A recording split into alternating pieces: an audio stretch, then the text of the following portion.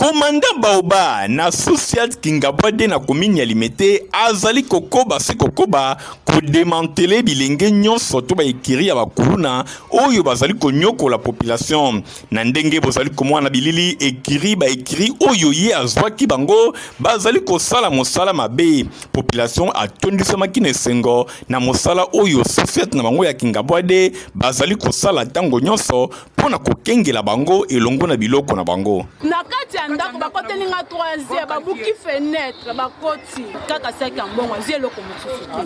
azika ya saki ya mbongo nde akimi mbongo baza 3 personnes fale batanga bango nyonso babimisa mbongo na ngeza mbongo apaso na bokola bana ngai babimisa mbongo na nga bazongisela ngai bazalaki mbisatu ya yebi bandeko baninga na mibale oyo nga na tie maboko nakangi ye ayiba ngai nga sala bilanga ayiba nga mokala ya ndunda na pondu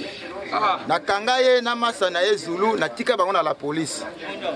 ti wana ye nano ayena Kingabwate wana Zidane upezi Zidane bakima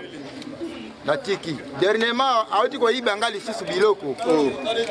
namona ye te na bi mukolo na kozwa mutu ayibi biloko na kokanga ye toye kokanga ye ayibi mukala mubimba ya ngai ngai changu na liputa na yaki nango akangi yango na liputa yango akangi na liputa oyo pour bakote biso 3 personnes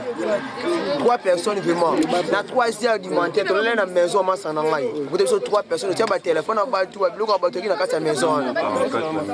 bayibi mbongo bayibi biso biloko obi yem da sutu dans sutu ko mo be ba ndi mbangu to na ba bazu na mur bazu machine na mur ba tie biso bu nyonso wana Sociat Kingabwade na bokambami ya Commandant Baoba bakani kokende tina suka bakolemba ba ikiri oyo te bakosukisa bango po ete population ya Kingabwa avanda na kimia.